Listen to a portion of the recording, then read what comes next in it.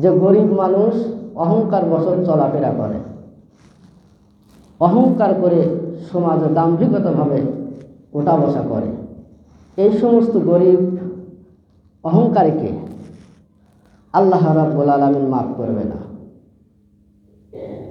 3 নম্বর হচ্ছে বৃদ্ধ বয়স পৌঁছে গেছে, বৃদ্ধ হয়ে গেছে, এই মানুষটা এখনো ব্যভিচার জিনা ব্যভিচার ছাড়তে পারে নাই, এরকম ব্যক্তিকে আল্লাহ রাব্বুল আলামিন জান্নাত দিবে না, ক্ষমাও করবে না, আল্লাহ পবিত্রও করবে না। তাহলে কয় প্রকার ব্যক্তিকে আল্লাহ মাফ করবে না? 3 শ্রেণী ব্যক্তিকে মাফ তো করবেই না, আল্লাহ রাব্বুল আলামিন রহমতের দৃষ্টিতে তাকাবেন না এবং জান্নাতও পাবে না। 1 নম্বর মিথ্যাবাদী শাসক, 2 নম্বর গরিব অহংকারী গরিব, 3 নম্বর বৃদ্ধ বয়সে যারা জিনা ব্যভিচারে লিপ্ত, এখনো বিরত হয় না, বিরত থাকে না, ফিরে আসে না, এ সমস্ত ব্যক্তি বর্গদের অবস্থা তওবা করে ফিরে না আসে, ভালো না হয়, থেমে না যায়, আল্লাহ রাব্বুল আলামিন এদেরকে করুণার দৃষ্টিতে তাকাবেন না, ক্ষমা করবেন না। সুতরাং গরিব এটা একটা আল্লাহ রাব্বুল আলামিনের পক্ষ থেকে একটা কি নিয়ামত। আপনি গরিব হয়েছেন বিধায় আপনি অহংকার করা যাবে না, অহংকার একমাত্র শোভা পায় আল্লাহ রাব্বুল আলামিনের। জোরে বলেন সুবহানাল্লাহ। কয়েক শ্রেণী মানুষ অহংকার বেশি করে, তার মধ্যে দুনিয়ার উপরে যারা বেশি শিক্ষিত তারা অহংকার করে, সৌন্দর্য যদি একটু ভালো হয় অহংকার করে, তারপরে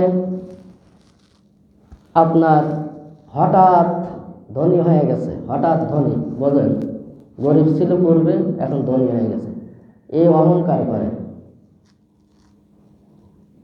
সুতরাং অহংকার শোভা পায় একমাত্র আল্লাহ রাব্বুল আলামিন। আর আল্লাহ রাব্বুল আলামিন বলেন অহংকার হচ্ছে আমার গায়ের চাদর, আর এটা নিয়ে তোমরা নাড়াচাড়া করো না, টানা হেঁচড়ে করো না, করলে পরে তোমরা বিপদে পড়বে, তোমরা কি করবে? ভুল করবে। সুতরাং অহংকার একমাত্র আল্লাহ রাব্বুল আলামিন শোভা পায়। মানুষ একজন আর একজনের সাথে কীরকম আচরণ করবে? ভালো আচরণ করবে, নমনীয় আচরণ করবে।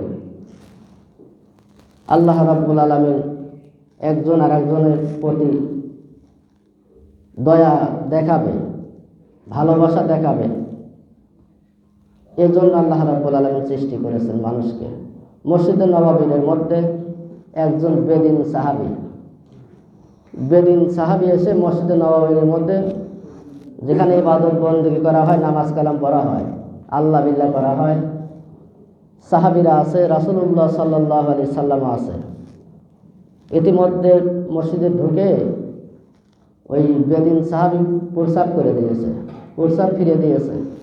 এখন ওমর আছে, অন্যান্য সাহাবীরা আছে উপস্থিত, তখন বলতেছেন ইয়া রাসূলুল্লাহ আপনি বলেন একে আমরা একবারে শেষ করে দেব, কারণ এত বড় স্পর্ধা যে আমরা যেখানে ইবাদত বন্দেগী করি, নামাজ কালাম পড়ি, আল্লাহ বিল্লাহ করে, আর এখানে এসে আমাদের ইবাদতখানায় এসে প্রস্রাব করে আর জায়গা নাই।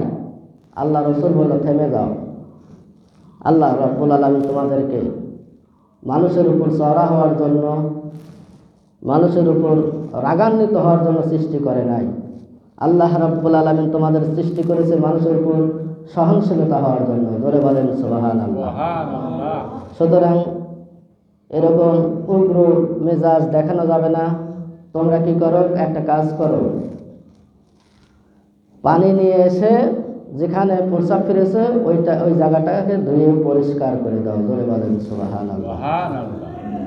এই আচরণ দেখে, ব্যবহার দেখে ইহুদিটা কি হলেন? মুসলমান হয়ে গেলেন। জোরে বলেন সুবহানাল্লাহ। আমাদের আচরণ এরকম হওয়া দরকার।